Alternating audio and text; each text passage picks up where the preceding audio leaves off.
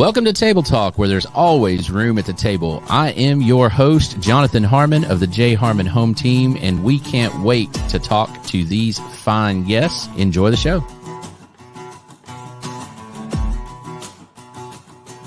Hey. Good morning, afternoon. What time is it? It's 4:19. Good afternoon, everybody. This is Jonathan Harmon with the J. Harmon Home Team of Keller Williams. And this is Table Talk, where there is always room at the table. And I've got two friends here. Joshua, we've met a handful of times, and Trent was like, hey, he really wants to participate in this. I was like, bring him on. Let's do this. And so we re-met again about 9 minutes ago. So welcome, and glad to have you. And Joshua, what do you do? So I do multiple of things. Work for a financial institution, lead a nonprofit. I also have a podcast, and yeah, so that's So you don't sleep very much? I don't sleep, maybe 3-4 hours a night. My man, I understand. What's your nonprofit, if you want to share? It's called Breakthrough Nashville. Breakthrough Nashville is based in Antioch. However, we are expanding in Rutherford County. Mm-hmm. We work and support the Hispanic community and also Title I schools in the Antioch area, providing resources to the need. Okay. So like give me some specifics. So what we do is we do financial education. We provide clothing. We provide hygiene products. We provide back to school backpacks and pencils and glue and all that kind of stuff. We also work hand in hand with teachers for field days. We'll grill hot dogs. We presented Apollo Middle School with a check for $1,000. We work with other larger nonprofit organizations that have way more resources than what we have. And what we do is we find out what the needs are for the public schools, and then we go to the resources that we do network with, and we get clothing, we get food, we get this, and we get that, and we bring it all together. We just started networking with the Nashville Sound. So the Nashville Sounds will give us 10, 20 tickets. And what we'll do is we'll get with families that have never been to a Sounds baseball game, and we'll give them tickets to go to a game and enjoy that opportunity. Awesome. So yeah, so we do quite a bit. A lot of immigration too. We get about 1 to 2 families a week that come to my mother-in-law's church, and we help them with registering their kids, vaccination. So we're pretty deep into the immigration process as well. And that in and of itself, that is a massive task. I mean, what a convoluted mess of a system that is. So any assistance that folks can get to do that the right way is and fantastic. We're involved politically as well. Locally, my wife just won school board for Zone 7, the Blackman area. So it's a long, hard row to hoe from January till now. I met your mom. She was going to have an event up here, and she ended up moving it out to the Blackman Community Center. Mm-hmm. Yeah, my wife. Well, she is my mom. She tells me what I do apologize if you can't see very well. My face is turning red right now. It's about the color of that skin. No, it was the first time that we ever threw our hat in a political ring, but it was definitely some lessons learned. It was a great victory, and met a lot of great people here in Murfreesboro. You know, that is, to me, so the idea of running for a political office sounds like the worst possible idea ever, right? Except that in the process of running, win or lose, you have an opportunity to meet folks and to really hear stories and to really get, across your desired constituency and learn about what's really going on in your immediate community. So exactly. That's a pretty cool byproduct, if you will. And being the only it is a big deal, but I mean, it's not like the only thing, but being the only Hispanic running is really cool. Yeah.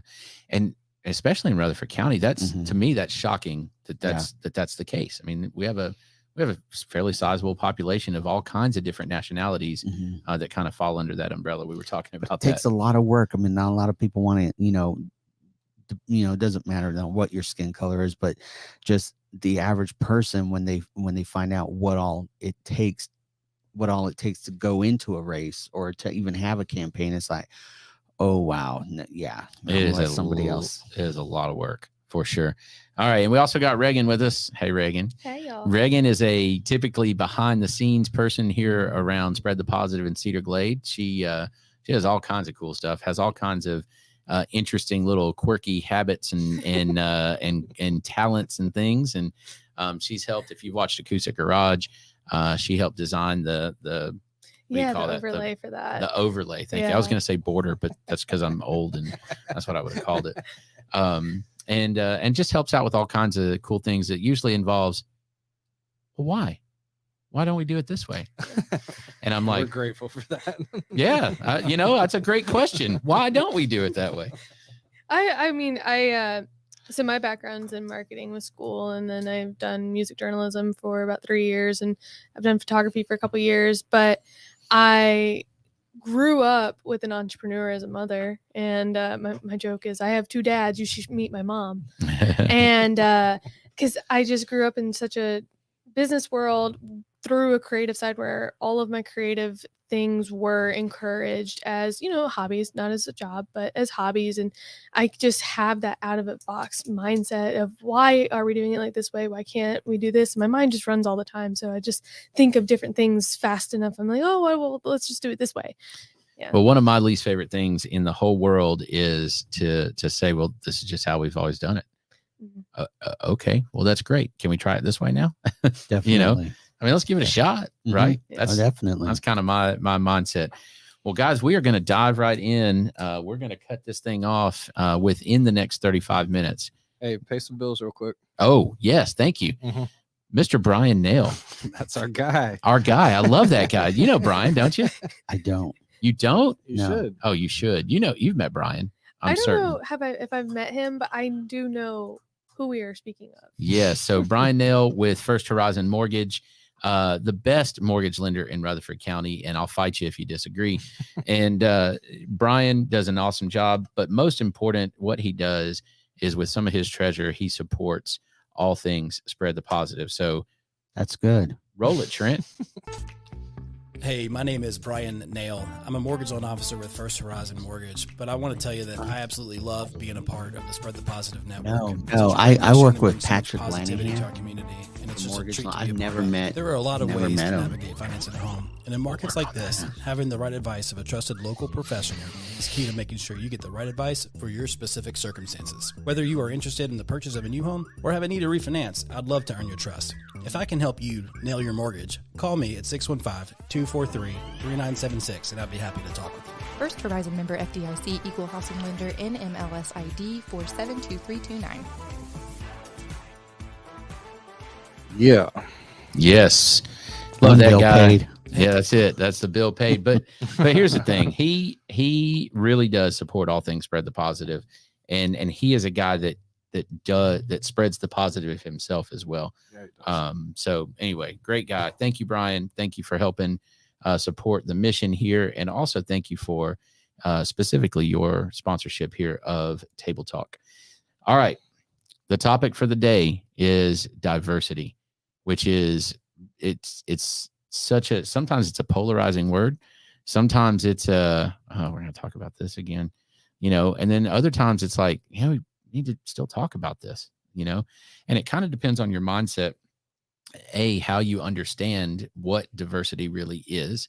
And you said something when we were off the air that I was like, yes, that's one of my topics. Very good. Because very few people think about what you said, and we'll get to that here in a second.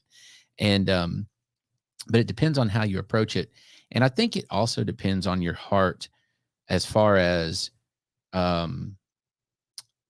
whether you understand the benefits of a truly diverse, representatively diverse population in whatever group it is that you're talking about. I'm going to throw this out there. There's a friend of mine that he has an insurance office in Smyrna. His name's Emerson. Shout out to Emerson. And one of the things that Emerson did when he staffed his insurance office is he looked at the demographics for the town of Smyrna and said, I want my office to look like the town of Smyrna, just to mirror it. Smaller. Yeah, exactly. So if we're X percentage of this, and not necessarily that he, okay, we've got 10 people, so we've got to have 3.5 that are, it's nothing like that. But he said, who makes up this population? And we should have a representative of sorts in the office for that. Definitely. It's just smart. It just makes sense, Mm-hmm. So we're going to do some fact or fiction, but we're also going to just kind of talk about a couple of topics specifically. So first question is this. What are some, when you hear the term diversity, almost everybody, your brain naturally goes to something, right? Maybe it's a specific type of diversity. Maybe it's an anecdote of some sort where you've encountered purposeful diversity. Maybe it's a situation where you've encountered purposeful non-diversity, you know? So when you hear diversity, what's the first thing you think of? I think of color. Okay, good. I think a lot of folks do. Majority of people Yep. do. How about you? When talking in like a business sense, usually among my peers, like I know that we're talking about diversity of thought, but when it's just brought up generally, it's diversity of race and like nationalities for sure. Yep. And I think that's the majority of folks. They immediately go to the most visibly, we're visual creatures, right? The most visibly obvious form, if you will, of diversity. And when we were talking about this, when we were doing a little show prep, you said the term diversity of thought, and you just said it as well. And I never thought about that term until I met my friend Abdu. And Abdu Kati and I were having a conversation one time, and he said, well, racial diversity, socioeconomic diversity, sexual identity diversity, all of those things, gender identity, whatever, all of those things, yeah, that's great. But what we really want is diversity of thought. So what is diversity of thought? Diversity of thought brings, I mean, it's kind of like what you were talking about earlier. It is challenging the norm and bringing in more ideas. It's a more collective and thorough, honestly, brainstorm. Like, how can we look at this from all angles possible? And if you don't have diversity of thought, if you only hire people or only bring in people who think just like you won't be able to tackle a situation from all angles possible. Okay. Joshua, what do you think? I agree exactly with what you were saying.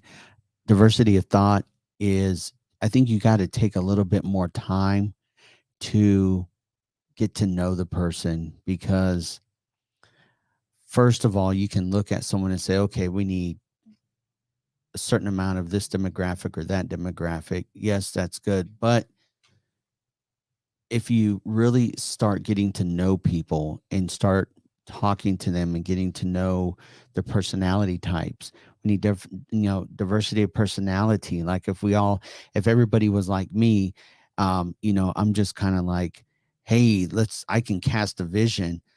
We need someone to say, okay, let's bring that vision in and let's work on it.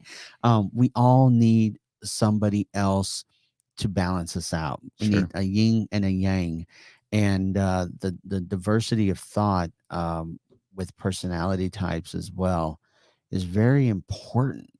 Very important. So I agree along the same lines. And I'm going to add to it, a lot of times the way that we get diversity of thought is to have a diversity of backgrounds, and frequently we can facilitate those diversity of backgrounds through racial, cultural, nationality, gender, all of the things that we think of when we think of diversity. So I don't know that thinking about color when we think about diversity is necessarily wrong.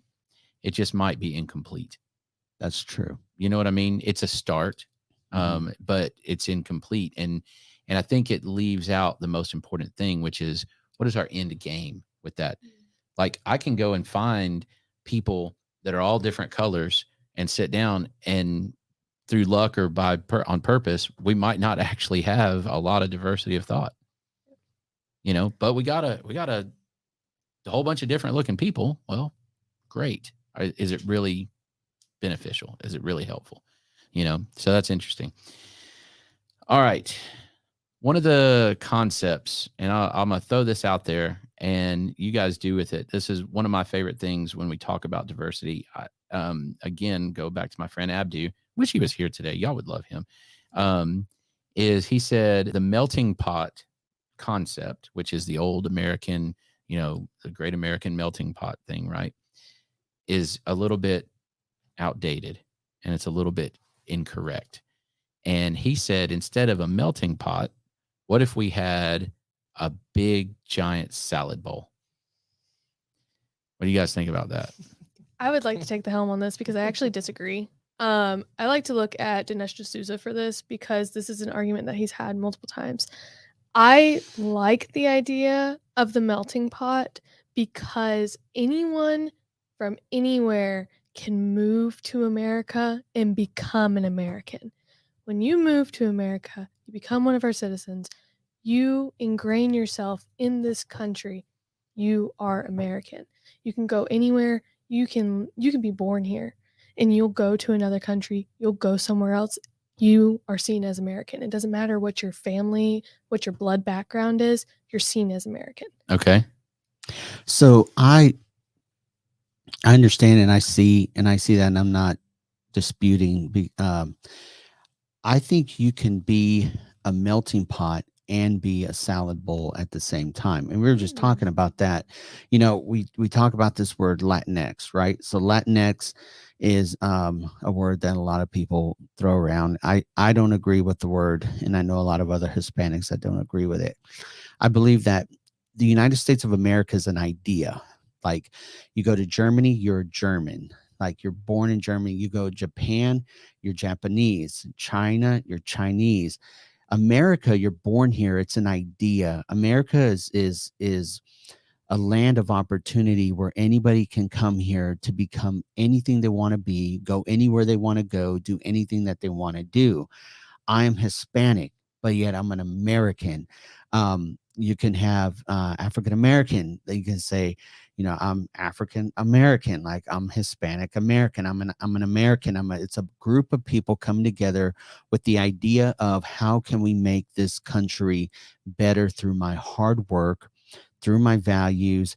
And so, but yet still keep your individual identity as who you are, your culture. And that's the salad bowl, right? Is if America is a big giant salad bowl, a salad with just lettuce in it is boring.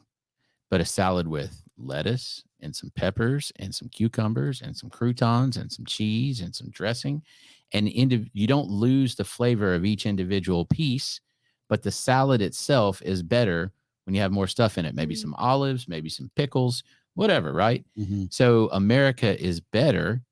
America being the salad is better the more different ingredients that we put in there, and those ingredients don't lose their specific flavor, but they add to the overall salad. Exactly. And we're all bought in. So that the melting pot would be that we're all bought in. Like the military, we joined the military. Like they don't give a crap what. Yeah, we all are invested. We're all invested. It's not like, oh, I'm just going to make money here, but I'm going to go back to my country. No, I'm invested. So the melting pot is that if we go to war in wartime, if you're in a foxhole with someone, it doesn't, race plays no part. Right. We're all Americans. We all got an objective, and that's to keep our country free. So yeah. Got it. So my dad was born and raised in Hawaii. My grandparents were born and raised in Hawaii, and I'm 9th generation Native Hawaiian. What is so interesting about the mainland of America is the mainland is that everywhere you go, you see different people. Doesn't matter what part of the country you're in. Doesn't even matter if you're deep in the boonies. You could be in the middle of the forest and you'll see a bunch of different people. When you're on those islands in that outer state, you're really only seeing 1, 2, kind of 3 main people, and they all are sticking to themselves together. Here in the mainland, it's so welcoming and welcoming of difference. Interesting. All right, so a couple more topics, and then we're going to go fact or fiction. Okay. Let's talk about in the workplace, and we're going to kind of build a case for diversity. Okay. And we'll get into some fact or fiction. Anyway, I'm saying too much. Disproportionate representation within the workplace. Still demographically, it's still an issue. It's still very much around the glass ceiling concept. Those things where the higher up the food chains that you go within organizations, and I'm not even going to specify any type because it's across the board. By and large, the representation at the upper levels does not reflect the population in which that organization thrives. And it's, you know, it's pretty close to across the board, unfortunately. Why is it still that way? And is there a way, so way oversimplifying, how do we fix it? Right. And is it something that there needs to be proactive approach to fix? Okay. Those lots of questions. Talk amongst yourselves. So I would say that is true. That is true. Like I could see where there may be a glass ceiling. However, that glass ceiling has been shattered many, many, many times. Women, there's a lot of more women CEOs. There's a lot more like, I think diversity has played. Like, yeah, I mean, at the top, there's still like, I think when you're looking at it, you have to really dig into the story. Really have to dig into their story. Like a lot of these CEOs started from like in the mailroom or started long time ago and paid the price to get to where, you know, where they are. And I'm sure there's some that, you know, we can argue about that back and forth, but I think that we've come a long way. And a lot of times I hear people say, well, there's not enough of this demographic or that demographic, and I'm like, I think, yes, demographic has a little bit to play in it, but because I'm Mexican and I'm not a CEO of a company doesn't mean that someone should just put me as a CEO of a company 100%. because I'm Mexican. Sure. But even that though, even college graduation rates disproportionate, right? So if the population is this percentage, and I don't have it in front of me, I apologize, but you know, if the population of a specific race is this much, the graduation rate from college is this much. You know, it's less. So overall college graduates disproportionately a majority race within that area. So what do we do to try to balance that out a little bit and get those proportions more representative? I think a lot of this with corporations, maybe it's like General Electric or the financial industry, multiple banks. I think, you know, one thing that I think a lot of companies used to have, and they may still have it. I don't see it anymore. And just because I don't see it doesn't mean it's not there. But internships, like I think a lot of colleges and private corporations, you know, bringing on more interns and really developing those interns to where they have that opportunity. I see now though, Mark, that there's a lot of younger people that, and actually I was talking about this this afternoon at lunch, is that there's a lot of younger people. I'm not saying everybody, but a lot of people nowadays don't want to put in the time.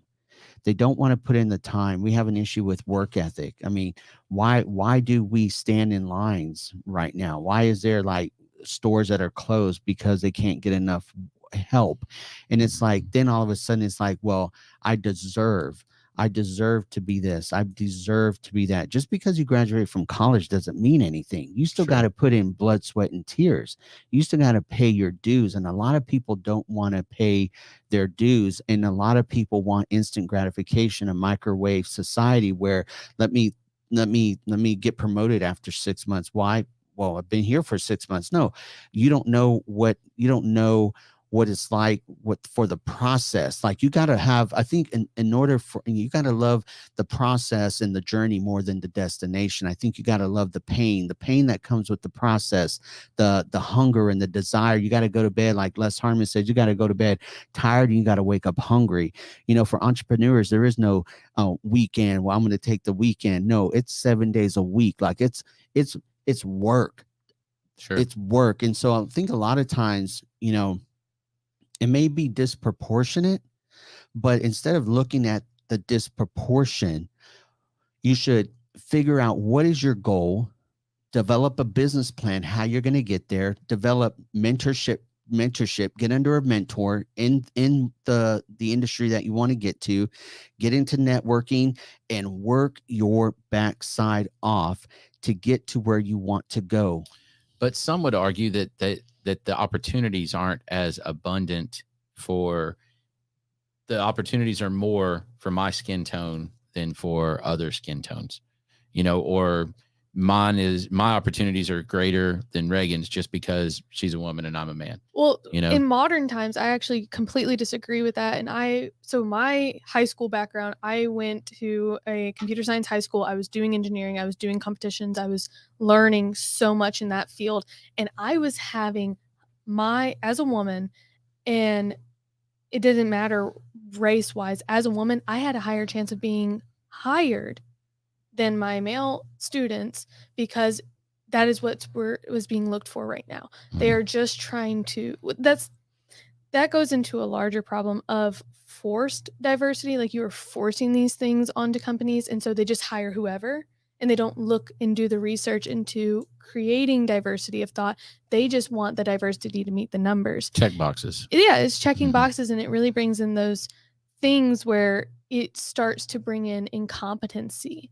And it, like in the forestry industry too, right now, they're trying to just hire women just to hire women, and they're not hiring people who are actually passionate and want to do the job. They're hiring these people who are just applying because they know they can get hired just because. Sure. And so then they're having problems with labor forces that actually aren't capable of doing the labor that is required, like lifting the heavier weight, working with their hands. As a woman, it's just being disproportionately advantaged. That's it. And I don't think that, I guess, Mark, I just don't look at it that way. Like, Sure. when I go to work, I go to work. Like, I have an end goal. Like, I'm not worrying about, well, there's not enough of Like, who my you're working with. demographic represent. Yeah. There's companies where there's, Hispanics are not represented as much. I think, the one, biggest thing is that Hispanics aren't represented a lot. And I'd love to see the numbers, but, you'll see a lot of other demographics represented, and Hispanics are not represented, especially in the corporate world. I mean, it's, if anyone has a right to, to say, hey, I deserve, Hispanics, but, I think that at the end of the day, my son came to me, I think it was last year or the year before, and he had said, hey, Dad, what does privilege mean? Someone had talked to him in high school, Blackman High School, and something about privilege. And I was like, well, there's privilege, they're probably talking about white privilege, right?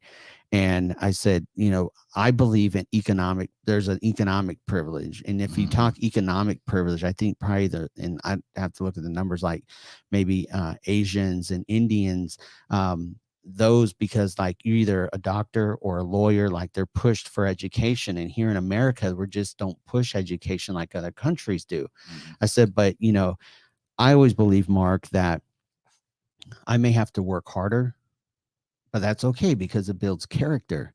If I'm not going to waste my day thinking about the disproportions, I'm going to go to work. I got a family to feed. Can't feed my family thinking about that. Yeah, no, I 100% agree with that. All right, here we go. Rapid fire, fact or fiction. Okay, you ready? So fact or fiction, and then give me like a 2-sentence. Here's why. Okay, unless you just get really fired up and then go for it. Okay, so It's been a fiery day. All right, so fact or fiction. Starting a diversity initiative at your office instantly means quotas. I'm going to say fact, because being Native Hawaiian, I am able to check that box off when I apply for things, and I do, because I understand the game and I play towards that with school, and a lot of the opportunities I have been given are simply because I check a box for someone. Okay. I say fiction, only that because in my professional career, it's been more of community. Let's build community. And I think community is very beautiful when you can get people of the same demographic to come together to really just network within yourself. Gotcha. I'm going to go fact sometimes, but fiction if you're doing it right. That's my answer on that. All right. Fact or fiction? A business should, notice the air quotes, right? They have an obligation. There's maybe even a moral imperative to enact some kind of, and maybe there's a company of 10 plus employees. I don't know, right? Something like that should initiate some type of a diversity program. Fiction, because sometimes if you're wanting to uplift your own community, work with the people that you are trying to bring up. So fact or fiction? Fact, they should. Fiction, they should not. Correct. So I would say fact. And the reason why I say that is that I think when you have a business plan and you're looking at your community, I think it's very important to mirror your community. I think it's very important to not just for the numbers, but I think it's important to take the time to interview a bunch of people and interview a bunch of people to really hire those that are going to be able to fit and be able to relate to those other community members that are going to be coming in your business.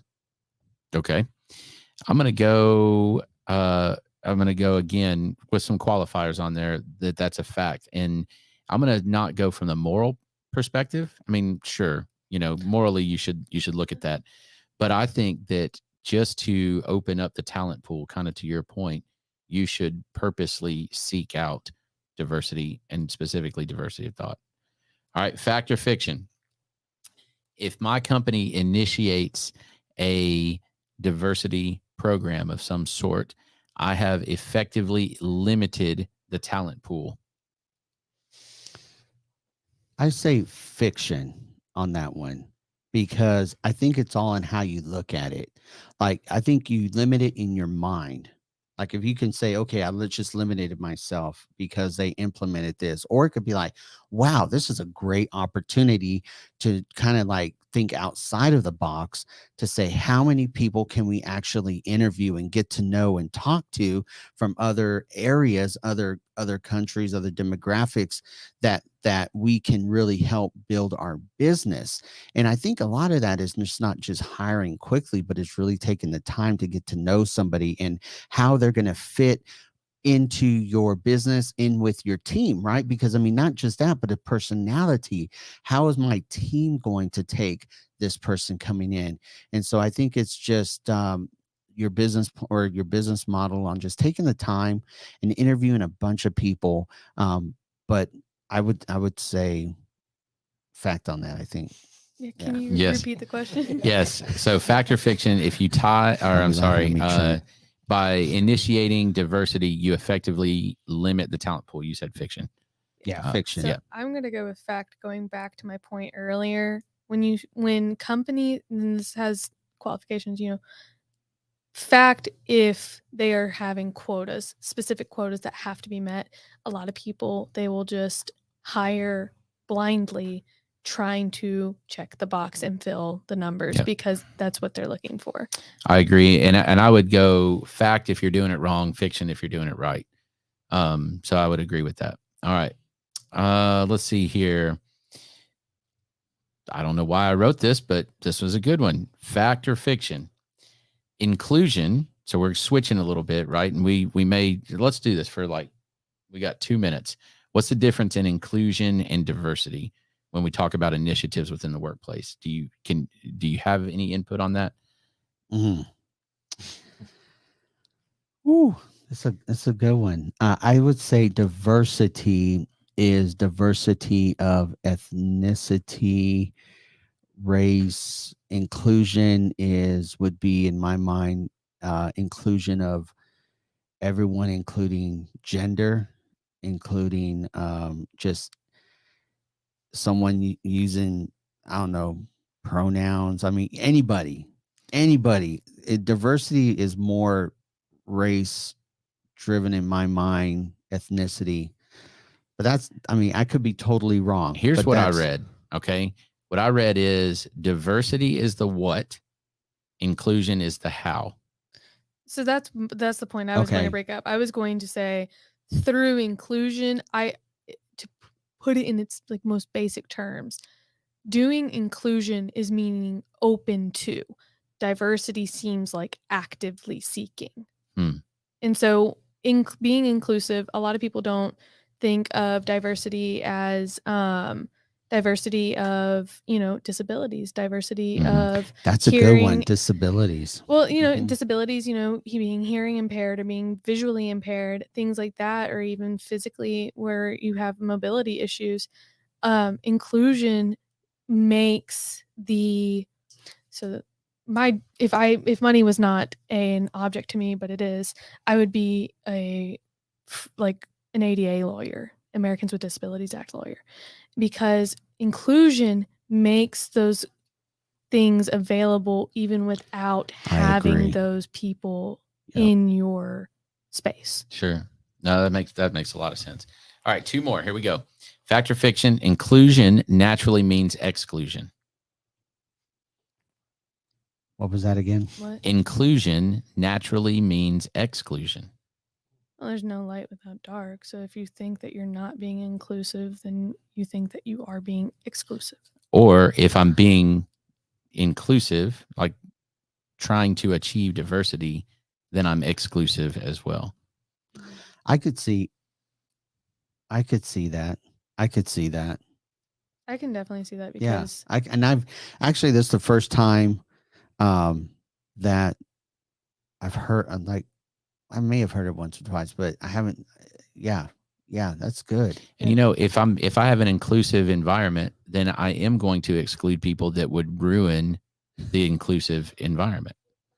Well, That is correct. coming back from the disability side, there were, where I grew up in Alabama, there was a hockey team, and some nights they would do a like an autism inclusive kind of a sensory aware night where there wasn't loud music, the lights were kind of dimmed down, things like that. So it was very well and heavily marketed so that people who can't control themselves like that would not come. Gotcha. I like that. That's interesting.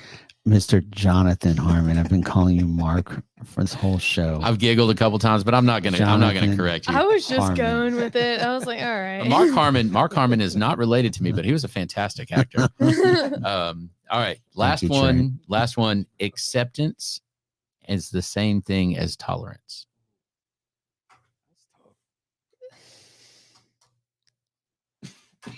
I think, correct me if I'm wrong, but I think it has to deal with. Maybe let's flip it. Tolerance is the same thing as acceptance. Does that help? So tolerance is not the same thing as acceptance, but I don't know if acceptance is the same thing as tolerance. I think tolerance, when you tolerate something, you're putting up with something. Accepting something is being welcoming and wanting to learn more. Like I tolerate motorcycles on the road, right? Like I don't think that they should exactly be on the road, but they're there, and there's nothing I can really do. We could really. But argue I'm about not this going to learn how to ride a motorcycle, right? Okay. Yeah, that's People use it interchangeably a lot of times. I think I would have to agree. I think tolerance is that you're just putting up with it because maybe you don't have a choice and it's forced on you, and so therefore you have to do your best to navigate that, versus acceptance is just, you're just accepting it no matter what. And I think acceptance can be a little dangerous, because when you start accepting everything, then there's no limit to what you will accept, versus tolerance. I think you can accept it, but I think you also allow yourself to have those boundaries, if I would say. And so, I think it's a very fine line on what you're going to tolerate and what you're going to accept. I think of my 3.5-year-old, is I'm going to be tolerant of a behavior, and I'm gonna work with that because I know she's gonna grow out of it. But just to accept it, you see some kids that are just their parents let them do whatever, and they accept it and they want them to and I'm just like, I'll tolerate it while I'm at their house, but when I get to my house, it's just unacceptable. Mm-hmm. So it's I think that you have to be, because if you just accept, you have a mindset of acceptance, then that can take you down a very dangerous road, It's a because I think slippery slope. everybody has to have those boundaries for themselves. Well, I think you have a gradation there. So you have tolerance, you have acceptance, and then sometimes you have complacency. Mhm. You know what I mean? Yeah. And you're right. They're different forms, kind of different sides of the same coin. Y'all, this has been good. I told you we'd be done by 5 o'clock, and it is 4:59. This was a very good conversation. Yeah, I must was. say, This was fun. it was very Bringing it good, to the table, baby. Bring it to the table. thought-provoking, and Mr. Jonathan Harmon. Nailed it. So I was tolerating that, and I was going to tolerating versus acceptance. I think I Jonathan. know that we're trying to wrap up, but I think That's you did okay. bring up a really good point asking that question, because I feel like a lot of modern media has also really blurred the lines of definitions, and I want to go to law school, so words have meanings. Shall is and- not must. Right? Yes. Exactly. So words have meanings and they have definitions and they mean something because they mean something and cannot be used interchangeably. And so this brought up a lot of good terms that I have heard used extremely interchangeably that I am going to firm my stance Be on. precise. All right. Last thing, the biggest takeaway from today's conversation. That was mine. That was a good one. Words matter. Yeah, words matter. Words matter, and they Words have matter. definitions for a reason.